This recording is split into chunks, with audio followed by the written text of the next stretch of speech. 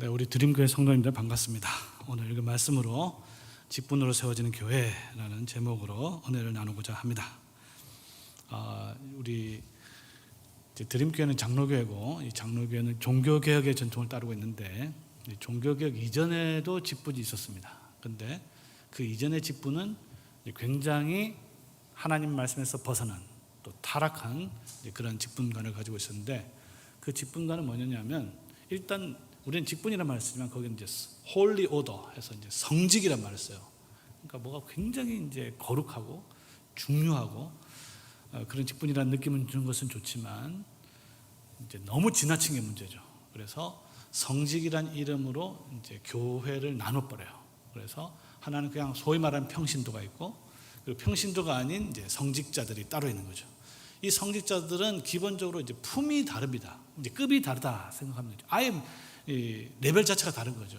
이 사람들은 이제 성직을 받고, 그 성직을 통해서 하나님의 은혜를 하나님으로부터 받고, 그 은혜를 때에 따라서 필요할 때 뭐 세례를 통해서 좀 나눠주고, 성찬을 통해서 좀 나눠주고, 또 견신회라든지 이런 걸 나눠주고, 또 종부성사 할 때 나눠주고, 이렇게 나눠주는, 이제 은혜를 나눠주는 그러한 역할을 하게 되는데, 이 직분론에 따르면 이 성직이 목사 제사장적인 그와 사역이 없으면 구원을 갖다 못 받는 그와 같은 절대적인 역할을 하게 되고, 또 거기에 따라서 권력을 행사하면서 성도들의 양심을 짓밟고 누르는 그와 같은 상황이 되었습니다. 이게 이제 종교개혁 이전의 성직이라는 이름으로 행해진 직분의 타락이었어요.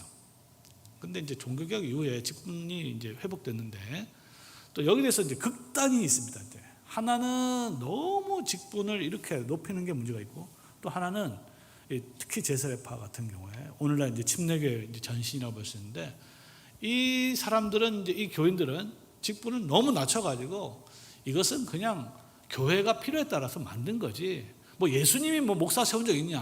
뭐 성도님도 예수님이 목사 세운 적 있어요? 없잖아요. 장로 세운 적 있습니까? 이거는 교회가 필요에 따라서 세울 수도 있고 말 수도 있고 또 뭐 바꿀 수도 있고, 이제 이런 식으로 인간의 어떤 편의성에 의해서 교회를 세우는 그냥 하나의 제도로 생각을 했습니다. 그러니까 이제 우리 종교개혁가들은, 특히 장로교 전통에 있는 우리 개혁교회는 이와 같은 양극단, 하나님 말씀에서 벗어난 양극단을 거부하고, 하나는 하나님 이 직분을 너무 띄워서 숭상하는 그런 것도 거부하고, 또 하나는 이것이 그냥 단지 인간적인 제도로 치부하는 그와 같은 것을 거부하고, 하나님의 말씀에 따른 직분론을 확립을 했어요.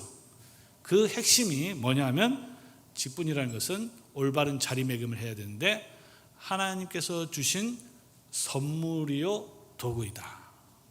아주 기억하기 좋죠? 직분의 핵심은 하나님께서 주신 선물이요 도구이다. 선물이란 말은 무슨 말이에요? 하나님께서 거저 우리에게 주셨다. 도구라는 말은 뭡니까? 도구라는 것은 그 자체가 귀한 것이 아니고 그 도구가 하는 일 때문에 그 도구가 귀한 거죠. 그럼 그게 성경에 있느냐? 그러니까 하나님의 직분이 하나님께서 주신 선물이요, 하나님께서 교회를 세우는 도구다. 그 성경에 있느냐? 성경에 있습니다. 어디에 있습니까? 오늘 우리가 읽은 본문에 그것이 아주 분명하게 나타나 있습니다. 그렇기 때문에 에베소서 4장에 있는 말씀은요, 직분론에 대한 가장 기초, 가장 기본이라고 할 수 있어요. 이것을 모르면 사실은 직분에 대해서 잘 모른다 이렇게도 말할 수 있습니다. 그러니까 하나님의 말씀에서 벗어날 수 있다는 것이죠. 그래서 오늘 본문을 통해서 직분에 대한 가장 기본적인 개념을 세우기를 원합니다. 오늘 우리가 읽은 에베소서 4장 7절에서 12절의 말씀은 에베소서 말씀 중에서, 사실 에베소서가 이해하기 어려운데 에베소서에 있는 말씀 중에서 가장 좀 어려운 본문에 속합니다. 이해하기 쉬운 게 아니에요. 우리 성도님들은 읽을 때 이해가 잘 가셨는지 모르겠지만 계속 읽다 보면 이게 뭐 위로 올라가고 아래로 내려가고 뭐 이게 뭐냐 도대체, 충만하게 뭘 충만하게 하냐 뭐 이렇게 얘기할 수 있습니다. 그러니까 제가 이제 이 본문을 연구하면서 이제 한 박사학위 논문도 한번 본 적이 있는데, 이제 그 박사학위 논문을 이제 쓰려고 하면요, 보통 에베소서 4장 7절에서 12절까지 적어도 한 3년 동안 이것만 공부를 한 거예요. 그만큼 연구할 게 많아요. 우리 성도님들 보기에는 뭐 공부할 게 뭐가 있냐, 그냥 읽으면 되지 이렇게 생각할지 모르겠지만 무려 이걸 갖다 3년 4년 동안 해서 박사학위 논문까지 쓸 정도의 그러한 좀 어려운 본문인데 뭐 우리 성도님들 그걸 다 공부할 필요는 없고 뭐 다 알 필요도 없고 그렇지만 성경 본문을 통해서 가장 분명한 교훈을 우리가 받아야 되겠죠. 그 본문 중에 하나가 뭐냐면 오늘 본문에 보니까 직분, 이 본문이 분명히 직분에 대해서 이야기하고 있고 직분에 대한 본문이 그렇게 많지가 않은데 직분에 대해서 분명하게 이야기하고 있고 그 직분은 주어졌다, 이것을 강조하고 있습니다. 계속 본문이 강조하고 있죠. 주셨다, 주셨다. 그리고 조금 저는 아쉬운데 교사로 삼으셨다 이랬는데 이것도 사실 주셨다인데 이거는 왜 주셨다 이거는 또 삼으셨다라고 번역한지 모르겠어요. 근데 원래는 이게 주셨다예요. 그러니까 주셨다, 은혜로 주셨다, 선물로 주셨다, 각자 은사에 따라 주셨다. 자, 그러면 우리가 알 수 있겠죠, 성도님들. 직분의 가장 기본적인 거, 기초는 뭡니까? 직분은 위로부터 주어졌다라는 겁니다. 그럼 반대말은 뭘까요? 직분에 대한 주어졌다는 것을 거부하는 건 뭐냐면 직분은 내가 스스로 노력해서 얻는다, 이 개념입니다. 이게 이제 어떻게 보면 비슷비슷한 것 같지만 굉장히 큰 차이가 있는 거예요. 직분을 하나님께서 주신 선물로 이해하는 것이 있고 내가 노력해서 얻는 것과는 하늘과 땅 차이가 있는 거죠. 어떤 분은 이렇게 얘기할 수 있을 거예요. 직분은 좋은 거니까 노력해서 얻는 거 누가 하고 싶은 사람이 해야 되는 거 아니냐, 뭐 이렇게 이야기하는 사람도 있는데 그런 것들이 조금씩 쌓이면 어떻게 되냐면요, 중세 시대 때 특히 종교개혁 이전에는 직분을 너무 이렇게 올려다 보니까 직분이 하나의 권력이 되고 권력이 되다 보니까 서로 차지하려고 그러고 경쟁이 붙다 보니까 결국 뭐 어디까지 진정이 됐느냐, 직분을 돈을 주고 파는 거죠. 그런 상황이 벌어지게 되는 겁니다. 직분을 사람의 노력으로 또는 심지어 돈을 주고 살려고 하는 거예요. 이건 이제 성직매매라는데 그와 같은 일들이 벌어지고 있었습니다. 그러니까 뭡니까? 직분의 가장 기초적인 것, 하나님께서 주신 선물이라는 개념을 거부하게 되면 나타나는 첫 번째 현상은 뭐냐면 내 노력으로 그것을 얻으려 하고 심지어는 마지막으로는 돈을 주고 그것을 쟁취하려고 하는 것. 만약에 그렇게 되면 어떤 결과가 되느냐? 세상과 교회는 아무런 차이가 없습니다. 그렇죠? 세상의 직분, 얼마 전에 선거했잖아요. 선거했는데 그 선거는 열심히 운동 열심히 하는 사람, 사람들이 지지를 많이 하는 사람, 인기를 많이 얻는 사람, 그 사람이 되는 거잖아요. 마찬가지로 교회도 그렇게 돼버리면 어떤 사람이 그 직을 얻게 되냐면 열심히 신앙생활을 열심히 하는 사람, 또 열심히 노력하는 사람, 또는 사람들에게 인기를 많이 얻는 사람, 그런 사람이 그 직을 차지하게 되는 거죠. 그러면 세상과 교회는 아무런 차이가 없습니다. 이름은 직분이지만 실제로 뭐예요? 관직이 되는 거죠. 그래서 성도 여러분, 교회가 이제 타락한다는 말을 많이 쓰는데 뭐 여러 가지 쓸 수 있지만 타락의 중요한 기본 중에 하나는 말씀에서 떨어졌단 말이거든요. 타락이 떨어진 건데 그 떨어진 것이 가장 가시적으로 드러나는 게 뭐냐면 직분의 타락입니다. 직분을 제대로 이해하지 못하면 직분에 대한 왜곡된 생각이 들어오고 세상적인 생각이 들어오고 그것을 하나의 관직처럼 생각하고 그래서 마치 교회도 세상처럼 그렇게 운영이 되는 것을 보게 되는 것이죠. 자, 그러면 왜 사람들이 교회 안에서도 이와 같은 타락이 벌어지느냐 하면은 직분이라는 것은 기본적으로 어제도 제가 강조를 많이 했는데 직분의 가장 중요한 것은 직분이 가지고 있는 직무예요. 일이에요. 자, 근데 이 일은 기본적으로 섬기는 것인데 종이란 뜻인데 근데 이것을 직무는 생각하지 않고 그 자리만 생각하잖아요. 자리만 생각하는 것은 이제 영광만 생각하는 것이고 그렇게 되다 보면 직분은 하나의 감투가 되는 것이죠. 그러니까 직분이 있는 그 섬김과 일에 대한 관심이 없고 그 직분이 차지하고 있는 영광과 이름만 자꾸 생각하면 직분은 하나의 감투가 되는 겁니다. 그래서 직분이 타락하게 됐을 때 하나님의 선물이라는 것을 잊어버렸을 때 일은 생각하지 않고 자꾸 이제 자리, 뭐 목사님, 뭐 장로님, 뭐 집사님, 그런 소리, 내가 나이가 이 정도 되고 신앙생활 이 정도 했으니까 이 정도는 돼야 되지 않겠냐, 이와 같은 생각들이 들어오게 되는 것입니다. 무엇을 잊어버렸기 때문이죠? 직분이 뭐냐고? 그것은 바로 선물이라는 것이죠. 하나님께서 주어지는 것인데, 이것을 내가 스스로 내가 신앙생활 오래 했다, 인기가 있다, 헌금을 많이 했다, 봉사를 많이 했다, 이런 자기의 어떤 노력이나 그동안에 쌓아놓은 덕망에 의해서 직분을 차지하려 할 때 하나님의 선물이 그 자리에 들어설 자리가 없다는 것을 우리 성도님들 꼭 기억하시기 바랍니다. 그래서 오늘 본문이 가르쳐주는 첫 번째 교훈은, 직분은 하나님께서 우리에게 선물로 주셨다. 절대 잊어버리지 마시기 바랍니다. 이것을 잊어버리는 순간 어떻게 된다고요? 교회 안에서 직분은 타락하게 되는 겁니다. 자, 그 다음에 첫 번째는 우리가 선물에 대해서 생각해 봤고, 두 번째는 이 선물이 이제 어떻게 주어졌냐, 이것도 잘 알아야 돼요. 우리 성도님들이 직분이 선물이라는 것은 아마 막연하게 이해하고 있을 거예요. 그렇죠? 직분은 선물이다, 하나님께서 주신 선물이다, 막연하게 이해하고 있지만, 더 중요한 것은 뭐냐면 어떻게 주어졌는지를 잘 알아야 우리가 이것이 얼마나 중요한지를 알아요. 그러니까 만약에 그냥 직분은 선물이다, 그래 선물이다, 여기 끝나는데, 그 주어진 과정을 보면 이야, 이게 정말 대단한 선물이구나. 선물도 여러 가지 종류가 있잖아요. 선물 그냥 한번 보고 그냥 쓱 넘어가 보는 선물이 있고, 야, 이거 정말 귀한구나, 정말 알뜰살뜰 지키는 그런 선물 있잖아요. 그러면 하나님께서 이 교회에 준 직분이 얼마나 소중할까요? 우리 성도님들이 그것을 제대로 알기 위해서는 그 선물이 주어진 과정을 알아야 정확하게 알아요. 그러니까 그 막연한 지식은요, 교회를 막연하게 하고 허술하게 만듭니다. 분명한 지식과 분명한 말씀에 대한 확신이 교회를 튼튼하게 하는 것이죠. 오늘 본문은 그 직분이 구체적으로 어떻게 왔다는 것을 확실하게 보여주고 있습니다. 그건 뭐냐면, 그리스도의 직분은, 그리스도께서 우리에게 주신 직분은 그리스도의 구속사역과 밀접하게 연관되어 있다. 이걸 기억하시기 바랍니다. 이걸 기억하지 못하면 이 직분이 귀한 줄 몰라요. 그냥 목사님들 많으니까 원래 많은가 보다 이렇게 생각하는데, 참고로 제가 어렸을 때는요, 목사님이 없었어요. 저희 아버님이 이제 전도사역을 했는데 1년에 2번 보는 분이 목사님이었습니다. 여기 나이 드신 분은 다 기억나실 거예요.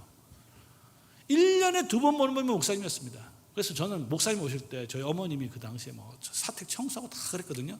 진짜 예수님이 오신 줄 그렇게 알았어요.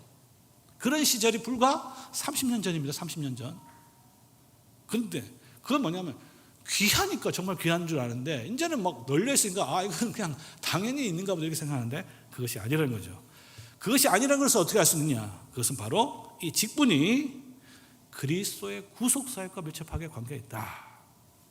그 그리스도의 구속사역 중에서도 제일 마지막 사역과 관련이 있습니다.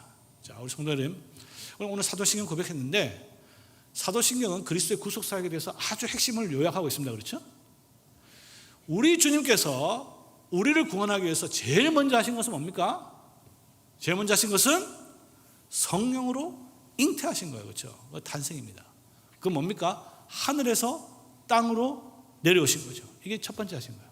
두 번째 하신 일이 뭐죠? 두 번째 하신 일, 본디오 빌라도에게 고난을 받으셨다. 고난의 삶이었다. 여러분들의 고난은 아무것도 아닐 수도 있어요. 그리스도께서 우리를 위해서 고난 받으셨다. 세 번째는 뭡니까? 십자가 못 박히셨다. 십자가 못 박힌 다음에 뭐 했어요? 그 다음에 돌아가셨다. 십자가 못 박힌 다음에 그냥 승천한 거 아니잖아요. 돌아가셨잖아요. 돌아가신 다음에 뭐예요? 장사 되셨다. 완전히 죽으셨다. 장사. 땅 밑까지 내려가셨어요. 땅 위가 아니라 땅 아래까지 내려갔습니다. 그렇죠? 그 다음에 부활하셨다. 그리고 승천하셨다. 이게 마지막이에요. 승천. 하늘에 오르셨다. 이게 제일 마지막입니다. 그러니까 주님께서 우리를 위해서 가장 먼저 하신 것이 하늘에서 우리를 위해서 내려오신 것이고, 제일 마지막으로 하신 것이 땅에서 하늘로 올라가신 것이에요. 이 그리스도의 승천 사역과 직분이 오늘 밀접하게 연관되어 있습니다. 그러니까 우리 성도님들이 그리스도의 승천에 대한 고백이 얼마나 튼튼한가에 따라서 직분이 튼튼해지는 거예요. 예수님을 얼마나 우리가 확실하게 아느냐에 따라서 직분의 중요함과 고귀함을 확실하게 깨닫게 된 겁니다. 예수님을 모르잖아요. 예수님 뭐 했는지 모르잖아요. 그럼 직분이 중요한 걸 절대 알 수가 없습니다. 왜? 직분은 그리스도께서 승천하고 난 다음에 최후의 선물로 우리에게 주셨기 때문입니다. 그것을 사도 바울은 성경을 통해서 증명하고 있어요. 그 성경은 시편입니다. 신약 성경에서 성경이랄 때는 거의 이제 구약 성경 말하잖아요. 그 당시 신약 성경이 없었으니까. 그 성경 구절은 시편 68편 18절인데 이 시편 68편은 대표적으로 메시아의 승리, 왕의 승리를 노래한 겁니다. 그 내용 중에서 뭐가 있냐면 그가 위로 올라가실 때 사로잡힌 자를 사로잡고 사람들에게 선물로 주셨다 이겁니다. 이게 이제 시편 68편이에요. 우리 성도님들 읽으면 이게 도대체 무슨 말인가, 올라가는 건 뭐고 내려가는 건 뭐고 뭐 이렇게 생각할 수 있는데 이것은 시니까 시라고 생각해야 돼요. 이걸 문자 그대로 해석하면 안 되는 거죠. 이거는 아까 제가 이야기했지만 그 당시 있었던 전쟁에서의 승리를 노래한 겁니다. 지금 있는 전쟁하고 좀 다르죠. 그 당시 전쟁이라는 것은 왕이 앞장서서 나가죠. 나가서 싸워서 이제 막 전투를 합니다. 전투를 해서 이겼어요. 이기면 백성들이 그 소식을 듣고 엄청나게 기뻐하죠. 근데 오늘날 예를 들어서 김연아가 금메달 땄다 하면 이제 기분이 좋죠. 하지만 기분만 좋을 뿐이지 우리에게 뭔가 혜택은 없습니다. 뭔가 구체적인 혜택은 없잖아요. 근데 전쟁은 다릅니다. 전쟁은 뭐냐면 왕이 나가서 전쟁에서 이기잖아요. 그럼 돌아오잖아요. 그냥 돌아오지 않죠. 온갖 선물들을 가지고 옵니다. 그 선물들은 재물이 될 수도 있고, 그리고 오늘 본문에 보니까 포로들이 될 수도 있어요. 사로잡힌 자들, 포로들 다 끌고 오는 거예요. 우리 이제 영화를 혹시 좋아하시는 분들은 아시겠지만 이제 로마 제국 시대 영화를 보면 특히 뭐 글래디에이터 같은 영화 보면 황제가 그죠? 밖에 나가서 전쟁에서 승리를 하고 나서 그 개선식을 합니다. 성대하게 하는 거예요. 그렇게 되면 이제 황제는 전쟁에서 이긴 왕은 저 위로 올라가는 거예요. 올라가고 사로잡힌 자 전부 다 끌고 오고, 그 다음에 그 재물들 다 끌고 올라와서 그것들을 자기 백성들에게 쫙 나눠주는 거죠. 지금 그 장면을 시편 68편 18절이 노래하고 있는 거예요. 그런데 바울 사도는 이 시편 68편을 누구에게 적용시키고 있습니까? 예수 그리스도에게 적용시키는 거죠. 예수님에게 적용시키는 거예요. 예수님이 바로 승리하셨다. 무엇으로 승리하셨습니까? 승천을 통해서 승리하셨다는 거죠. 승천을 통해서 무엇과 싸워서 승리했어요? 사탄과 싸우고 죽음에서 승리하고 그 다음에 죄와 싸워서 승리해서 하늘로 올라가셨다는 것입니다. 그러니까 이 승천이라는 것은 그 본질이 승리라는 것을 확실하게 알려주시는 거죠. 정말로 이게 사실인가 보면요, 예수님께서 승천하실 때 제자들이 기뻐했을까요? 슬퍼했을까요? 예? 지금 네, 아주 목소리가 좋습니다. 네. 네. 그러니까 예수님께서 승리하실 때 우리가 생각하기에는 이제 그죠? 마리아처럼 슬퍼가지고 그러니까 예수님 가지 마세요. 막 자꾸 가지 마세요. 그러니까 예수님께서 뭐라 했습니까? 놔라 뭐 이렇게 하지 않았어요, 그죠? 그러니까 예수님께서 이제 가지 말라고 이제 붙잡는 거잖아요. 그때 예수님께서 이제 가야 된다고 이야기했습니다. 내가 가야 너에게 더 좋은 선물을 주신다 그랬잖아요. 근데 누가복음 맨 마지막에 보면 예수님께서 승천하시는 그 장면을 보고 제자들이 크게 기뻐했댔어요. 그런데 누가복음에 한 번 더 있습니다. 크게 기뻐한 게 한 번 더 있는데 내가 너에게 큰 기쁨의 좋은 소식을 전한다. 그게 바로 탄생이잖아요, 그렇죠? 예수 그리스도 탄생. 그러니까 예수 그리스도 탄생도 큰 기쁨의 좋은 소식이고 예수님께서 땅에서 하늘로 올라가는 것도 큰 기쁨의 소식이었어요. 왜냐? 그것은 바로 승리의 현장이기 때문에, 그리고 제자들이 그것을 승리로 이해했기 때문에 크게 기뻐했다는 것이죠. 자, 그러면 이제 우리가 이제 이해할 수 있죠. 예수님께서 우리에게 선물로 승리를 통해서 주셨다는 것은, 자, 이 선물이 우리에게는 거저 주어졌습니다. 그렇죠? 여러분들이 뭐 목사님 청명하고 장로 세우고 집사 세울 때 무슨 돈 주고 뭐 노력해서 한 거 하나도 없습니다. 거저 주님께서 주신 것입니다. 선물로 주셨는데, 그런데 우리가 잊지 말아야 될 건 뭐예요? 이 선물을 우리 주님께서 얻기 위해서, 예수님으로부터 아버지로부터 얻기 위해서는요 그냥 얻은 게 아니에요. 그러니까 우리에게는 공짜로 주어졌지만 예수님은 이것을 획득하기 위해서 엄청난 노력을 했다는 거예요. 정말로 모든 것을 사탄과 싸워서 이겼다는 거예요. 특별히 어디서 이겼습니까? 십자가를 통해서.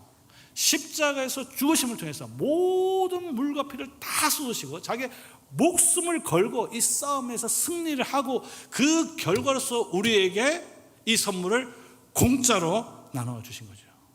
그러니까 이 선물이 우리는 공짜지만, 값없이 주어졌지만 그 가치는 예수 그리스도의 십자가, 그 다음에 그분의 목숨의 대가로, 생명의 대가로 우리에게 주어진 것을 잊지 마시기 바랍니다. 자, 첫 번째는 이 직분은 선물로 주어졌다. 이 선물이 어떻게 우리에게 주어졌어요? 예수 그리스도의 생명의 값으로 우리에게 주어졌다. 특별히 그리스도의 승천 이후의 선물로 우리에게 주어졌다. 이것을 안다면 이 직분이야말로 정말로 귀한 직분이라는 것을 알 수 있는 것이죠. 자, 세 번째 우리가 살펴본 것은 왜 주셨을까? 이것도 한번 생각해 봐야 되는 거죠. 또는 무엇을 왜 주셨을까? 그 목적이 무엇일까? 자, 오늘 본문에 분명히 그것이 나타나 있는데 그것은 이렇습니다. 예수님께서 그리스도께서 승천하시고 나서 여러 가지 직분을 줬어요. 뭐 사도도 있고 선지자도 있고 복음 전환자도 있고 목사도 있고 교사도 있고, 참고로 여기서 교사는 이제 주일학교 교사라기보다는 저와 같은 이제 신학 교수에 해당하는데, 어쨌든 또 장로도 있고 집사도 있습니다. 오늘 본문에 나타나 있지 않지만 여러 직분을 주신 거예요. 여러 직분을 은사에 따라 줬지만 우리가 알아야 될 건 뭐냐면요, 그 직분을 주어진 목적은 똑같습니다. 하나입니다. 그건 뭐냐? 그것은 성도들을 훈련시키는 거예요. 성도들을 훈련시키는 거예요. 우리 특히 직분자들은 잘 기억하시기 바랍니다. 내가 무엇을 왜 존재하느냐, 왜 이 직분을 가졌느냐, 그 목적은 정확하게 이해를 해요. 내가 할 일은 다른 성도들 잘 훈련시키는 거구나. 훈련, 여기서 훈련이라는 것은 이제 가르쳐서, 군사훈련에 해당하는 건데 가르쳐서 훈련시키는 거예요. 그 훈련의 목적은 뭐냐면 섬김의 일을 하도록, 성도들로 하여금 섬김의 일인데, 그 섬김의 일 핵심은 뭐냐면 그리스도의 몸을 세우는 거예요. 아셨죠? 자, 그러면 우리 모든 직분자들은 그 직분의 차이와 상관없이 목적은 다 하나입니다. 목적은 내가 성도를 잘 훈련시켜서 뭐예요? 이 교회 그리스도의 몸을 세우려는 거야. 이것을 결코 잊지 마시기 바랍니다. 자, 그러면 내가 정말 이 직분을 잘 하고 있는지, 내가 지금 잘 하고 있나? 또 잘 못하고 있나? 헷갈리는 경우가 있잖아요. 그럼 기준은 딱 하나입니다. 그렇죠? 뭡니까? 내가 이 일을 함으로써 정말 교회를 세우는 건지, 아니면 교회 해가 되는 건지, 딱 그것만 보면 되는 거죠. 근데 어떤 분들은 열심히 일을 하고 하는데 제가 옆에서 멀리서 보면 정말 저게 교회를 세우는 걸까? 이런 생각이 드는 거죠. 어떤 분은 막 교회에서 막 목소리를 내는데 왜 저렇게까지 할까? 알고 보니까 뭐 딴 이유가 있는 거예요.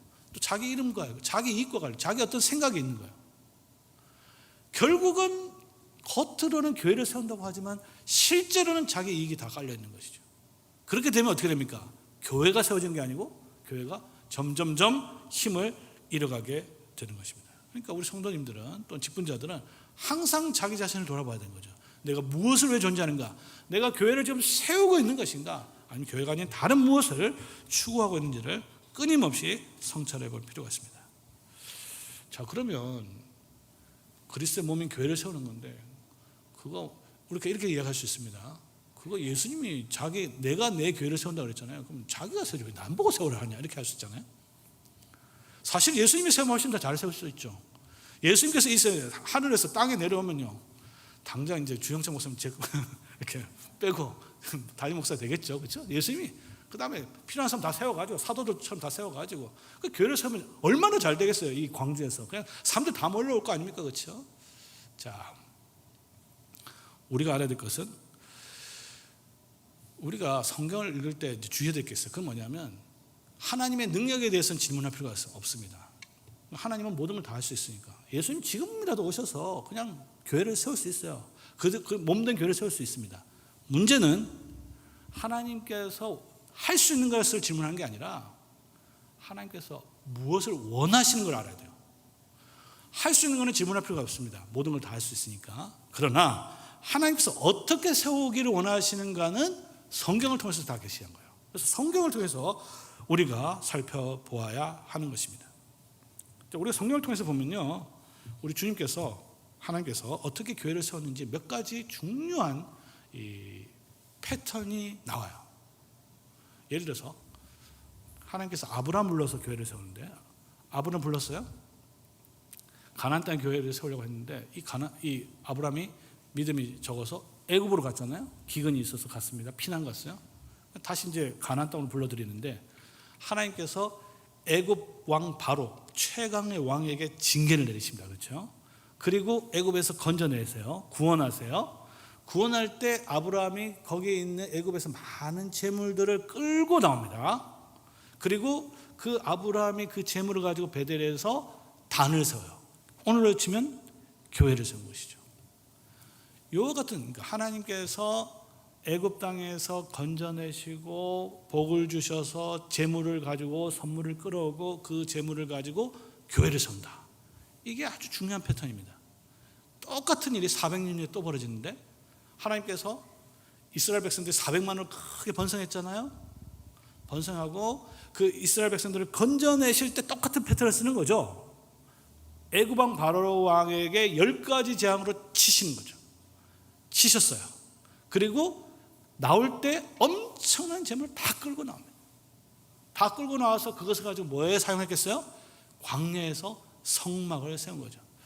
우리 성막에 대해서 공부하신 분들은 알겠지만, 자, 성막에 사용한 그 재료들 보면요, 뭐 싸구려 아닙니다. 그야말로 엄청난 귀한 그 재료를 가지고 사용해요. 금, 은, 동 이런 건 말할 것도 없고, 동도 말할 것도 없고, 그 다음에 거기 쓰여진 천이 있잖아요. 뭐 자색, 홍색, 청색, 실 그렇게 번역되어 있는데 그거는 오늘날로 치면요 최고급 뭐 1g에 몇 천만 원 그런 것들, 그런 재료를 가지고 그 성막을 갖다 만듭니다. 근데 400년 동안 노예한 사람들이 그거 다 어디서 났겠어요? 애굽에서 하나님께서 구원하셨을 때 그 모든 것들을 다 선물로 가지고 오시고 그 선물을 가지고 뭘 했습니까? 하나님의 교회인 성막을 세운 거죠. 다윗 왕도 마찬가지죠. 하나님께서 다윗을 왕으로 세우시고 주변에 있는 모든 원수들을 다 무찌르시고 승리하게 하고, 그리고 그 모든 적들로부터 노략물을 다 치우고, 금, 은 거기 보면 이제 은은 아예 가치가 없다 이렇게 돼 있잖아요. 뭐 걸어 다니면 발에 차이는 게 은이다. 그 정도로 막대한 선물을 받았어요. 그리고 그 선물을 가지고 뭐 했습니까? 자기는 못 지었지만 자기 아들 솔로몬이 그 엄청난 성전을 짓게 된 것이죠. 이게 바로 구약에 있어서 하나님께서 교회를 세우는 방식이에요. 하나님께서 당신의 백성들을 구원할 때 반드시 그 원수들을 징벌하시고, 그리고 구원하셨을 때 엄청난 선물을 주시고, 그 선물을 가지고 하나님의 백성들은 그것을 가지고 교회를 세운 것이죠. 그리고 그것이 똑같은 것이 어디에 벌어졌느냐, 어디에 적용되느냐, 바로 예수 그리스도께 적용이 된 것입니다. 예수님께서 원수를 무찌르시고 선물을 획득하시고 그것을 백성들에게 나눠주시고 백성들은 그것을 가지고 교회를 세운 것이죠. 이것이 바로 하나님께서 교회를 세우는 방식이에요. 본인이 직접 세우면 훨씬 더 잘하겠지만 그것은 하나님의 뜻이 아니에요. 성경에 나타난 뜻은 뭐냐면 하나님께서 당신이 세우신 직분자들을 통해서, 선물을 통해서 세우는 것입니다. 자, 그러면 이 직분자들의 요구되는 덕목이 뭘까? 여러 가지가 있는데 하나만 말씀드리면, 아까 제가 했지만 직분이 세워진 목적은 교회를 세우는 거잖아요. 주님의 교회를 세우는 겁니다. 자기 교회를 세우는 게 아니에요. 우리 요한복음 21장에 보면 아주 중요한 교훈이 나와 있는데, 예수님께서 사실은 어떻게 보면 전혀 가치가 없는 베드로를 다시 말씀의 사역자로 부릅니다. 직분을 세워요. 그렇죠? 예수님은 3번이나 부인했잖아요. 부인했는데 그 중에 한 번은요 그냥 부인한 게 아니고 저주를 하면서 부인합니다. 그러니까 이제 사도가 될 자격이 전혀 없는 거죠.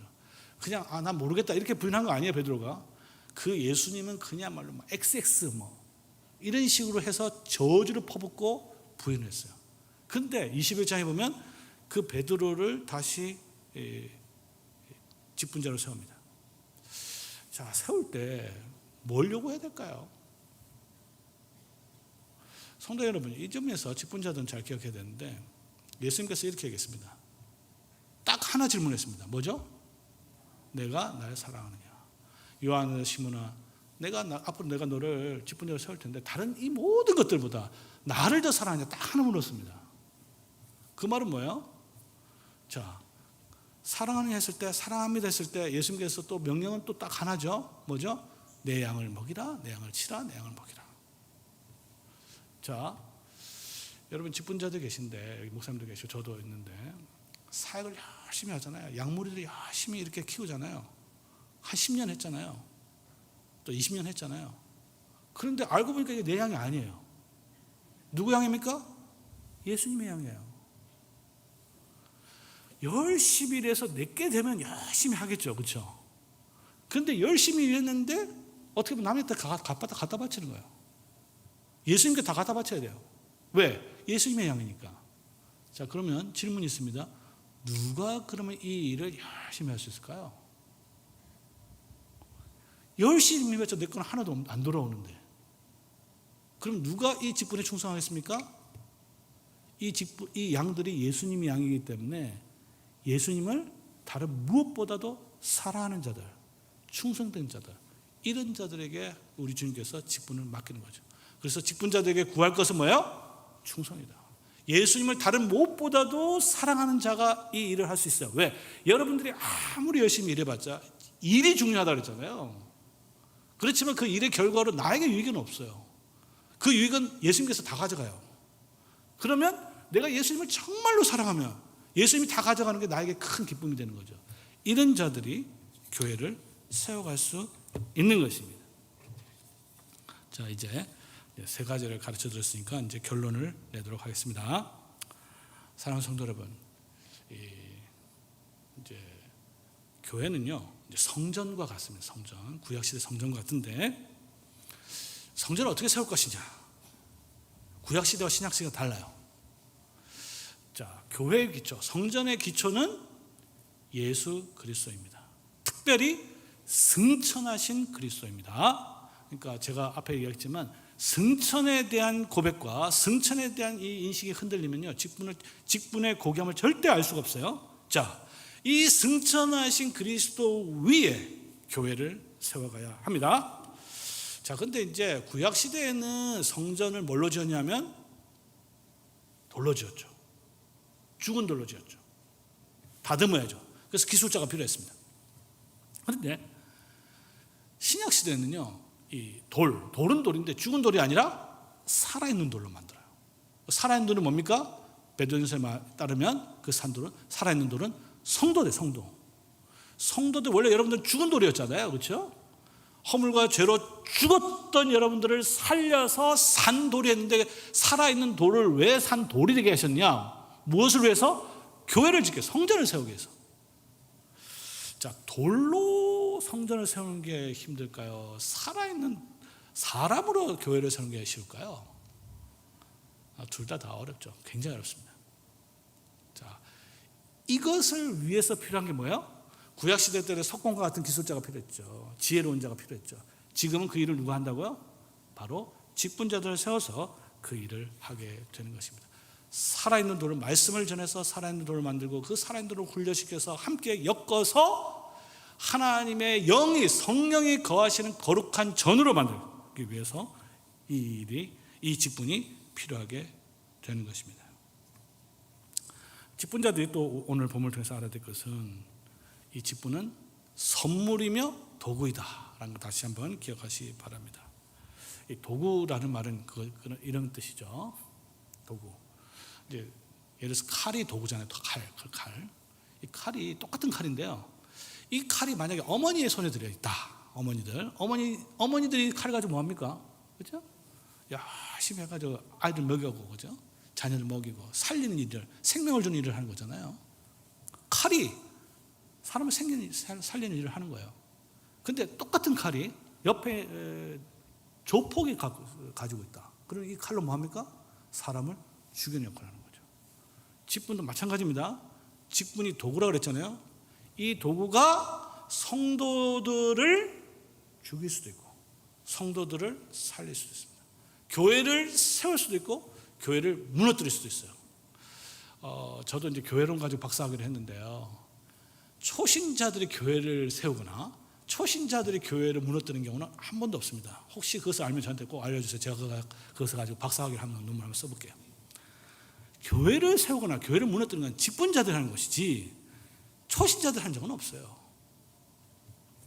실제로 이 직분이 얼마나 중요한지 아시겠죠? 그래서 교회를 세우는 것도 직분자가 하는 것이고 무너뜨리는 것도 직분자가 하는 것인데, 그 대표적인 예가요, 출애굽기에 나와 있습니다. 이스라엘 백성들이 그 많은 하나님께서 주신 그 귀한 선물을 가지고 제일 먼저 한 것은 사실은 성막을 세운 게 아니고 뭘 세웠죠? 금송아지를 세웠습니다. 금송아지를 세웠어요. 이 말은 뭡니까? 하나님께서 그렇게 귀하게 우리에게 선물로 주신 것을 가지고 이것을 얼마든지 잘못 사용할 수 있다는 거예요.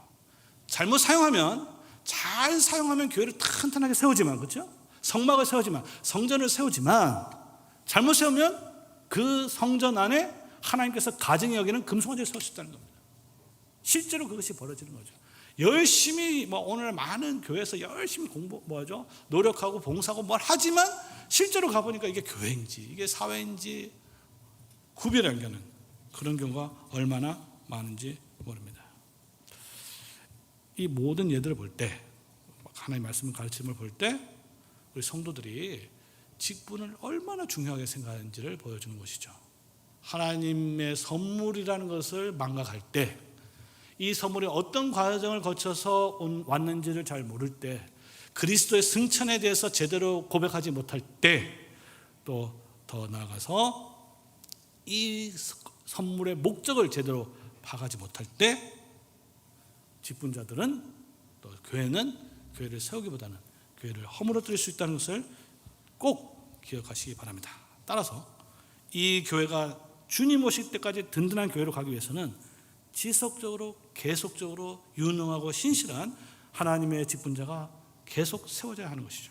그리고 이를 위해서 온 성도들은, 나는 직분자가 아니니까 그렇게 생각하지 마시고, 좋은 직분자를 세우기 위해서는 하나님의 말씀을 분명히 이해를 해야 되는 거죠. 그리고 그 분별력에 따라서 직분자들을 선출하도록 노력해야 하는 것입니다. 자, 근데 이 일은 우리 인간의 노력을 할 수 있는 게 아니죠. 교회를 세우는 거는요, 교회는 누가 세웁니까? 예수님께서 뭐라고 말씀하셨어요? 베드로에게 내가 이 반석 위에 내가 세우겠다 했습니다. 언제 세워요? 승천하시고 나서. 그러니까 승천하신 주님께서 직분자들을 통하여서 당신의 교회를 세우는 겁니다. 승천하신 주님은 안 보이잖아요, 그렇죠? 그러나 우리는 직분자들을 보게 되는 것이죠. 직분자들의 봉사를 보면서, 그들의 직무를 보면서, 그들의 직무를 통해서 교회가 세워지는 것을 보면서 안 보이는 승천하신 그리스도를 믿게 되는 것입니다. 이와 같은 믿음이 있을 때, 정말 승천하신 그리스도를 주로 모실 때, 이 교회가 정말 목사 직분자들이 다스리는 것이 아니고 하늘에 계신 그리스도께서 다스리는 것을 정말로 체험할 때, 그 그리스도께, 승천하신 그리스도께 계속 간구하고 기도할 때, 하나님께서는 당신의 교회에 필요한 직분자를 계속 보내고 파송할 것입니다. 그리고 결국 최종적으로 교회는 하늘에 계신 그리스도께서 세우실 것입니다. 이 영광스러운 일에 참여해서 이 하나님께서 주시는 이 아름다운 선물 직분을 마음껏 누리는 복된 성도들이 되시기를 주님의 이름으로 축원합니다. 아멘. 기도하겠습니다. 우리 하나님 아버지, 은혜를 감사합니다. 거룩하고 복된 날 말씀을 주시니 감사합니다.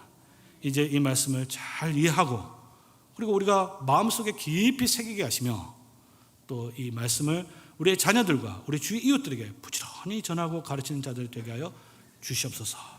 우리가 주님의 말씀에 순종할 때 주의 성령께서 역사하셔서 우리 연약함을 도우시고, 우리가 이 일들을, 불가능한 일들을 잘 감당할 수 있도록 도와 주시옵소서. 우리 주 예수님의 이름으로 기도를 드립니다. 아멘.